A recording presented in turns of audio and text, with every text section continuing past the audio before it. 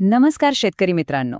एक केळी उत्पादक म्हणून मी तुम्हाला माझ्या अनुभवातून एक गोष्ट सांगतो. आपल्या पिकाचं भवितव्य आहे ना, ते शेतात नाही तर नर्सरीमध्येच ठरतं. हो, योग्य रोपाची निवड हीच यशाची पहिली पायरी आहे. चला तर मग आज आपण बघूया की भरघोस पिकासाठी एक चांगलं दमदार रोप कसं ओळखायचं. आता बघा, टिश्यू कल्चर केळी नाव ऐकलं की वाटतं अरे वा, एकसारखी वाढ, भरघोस उत्पन्न, सगळं कसं एकदम ठरल्यासारखं. पण खरंच तसं होतं का? कारण मार्केटमध्ये इतक्या गोष्टी सुरू आहेत ना, की कधी-कधी हे एक वचन कमी आणि एक महागडा जुगार जास्त वाटायला लागतो. आणि ह्याच गोंधळातून आज आपण बाहेर पडणार आहोत. तुम्ही नर्सरीमध्ये गेलात की बघा, काय काय ऐकायला मिळतं. कुणी म्हणेल आमचं पीठ मॉस थेट परदेशातून येतं, कुणी इस्रायलच्या लॅबचं मोठं नाव सांगेल, तर कुणी वजनदार घड्यांचे फोटो दाखवून तुम्हाला भुरळ पाडेल.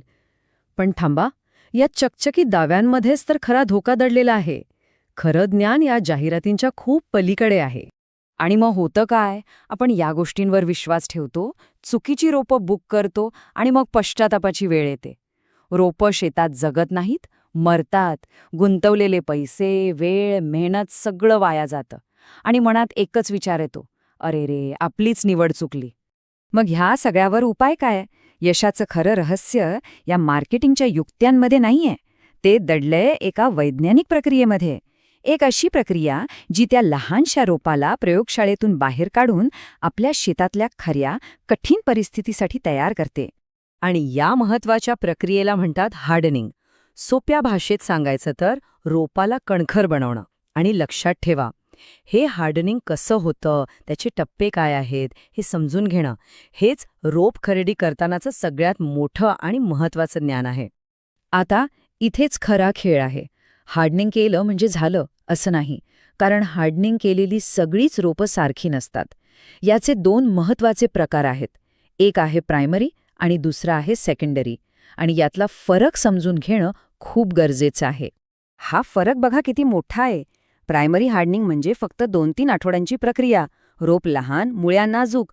असं रोप शेतात जगल्याची शक्यता खूप कमी असते. या उलट सेकंडरी हार्डनिंग म्हणजे जवळपास 40 ते 60 दिवसांची मेहनत. रोप मोठं, मजबूत होतं, त्याला 3-5 पानं फुटलेली असतात आणि त्याची मुळं पूर्ण विकसित झालेली असतात. असं रोप शेतात 100% तग धरतं. म्हणूनच जुने जाणते शेतकरी अगदी बरोबर सांगतात की जरी प्रायमरी हार्डनिंगची रोपं 4-5 रुपयांनी स्वस्त मिळत असली तरी ती अजिबात बुक करू नका. कारण ते 4-5 रुपये वाचवण्याच्या नादात आपण आपल्या संपूर्ण पिकाचा, आपल्या मेहनतीचा सौदा करतो. ही बचत परवडणारी नाही. तर मग सेकंडरी हार्डनिंग झालेलं सशक्त रोप ओळखायचं कसं? चला, आता मी तुम्हाला एक सोपी 5 मुद्द्यांची चेकलिस्ट देतो. ही चेकलिस्ट वापरून तुम्ही नर्सरीमध्ये कधीच फसणार नाही. तर ही आहे आपली 5 मुद्द्यांची तपासणी. सगळ्यात पहिलं, नर्सरीमध्ये गेल्यावर 40 कप्प्यांचा छोटा ट्रे नाही तर 8 कप्प्यांचा मोठा ट्रे मागा. दुसरं, रोपाची उंची बघा. ती साधारण 20 ते 30 सेंटीमीटर म्हणजे जवळपास एक वीदभर उंच असायला हवी. तिसरं, पानं मोजा. कमीत कमी 3 ते 5 टवटवीत, निरोगी हिरवी पानं पाहिजेत. चौथं आणि सगळ्यात महत्त्वाचं, मुळ्या तपासा. रोप ट्रेमधून अलगद बाहेर काढून बघा. मुळ्या पूर्ण वाढलेल्या आणि पांढऱ्या शुभ्र पाहिजेत, कुजलेल्या किंवा काळपट नकोत. आणि पाचवं, रोपावर कुठलेही डाग, विकृती किंवा वाळलेली पानं नाहीत ना, याची खात्री करा. काय बघायचे हे तर कळलं, पण काही चुका आहेत ज्या आपण हमखास टाळल्या पाहिजेत. फक्त किंमत कमी आहे म्हणून रोप घेऊ नका. चकचकीत फोटोंना भुलू नका. नर्सरीवाल्याला हार्डनिंगबद्दल विचारायला अजिबात लाजू नका. आणि हो, नेहमी प्रमाणित विश्वासार्ह नर्सरीमधूनच रोपं घ्या. आपल्या भागासाठी योग्य वाण निवडणंही तितकंच महत्त्वाचं आहे. ठीक आहे, आता चांगली रोपं निवडली, ती शेतावर आणली, पण लागवड करण्यापूर्वी अजून एक छोटासा टप्पा बाकी आहे. जर तुम्हाला लागवड लगेच करायची नसेल तर काही हरकत नाही.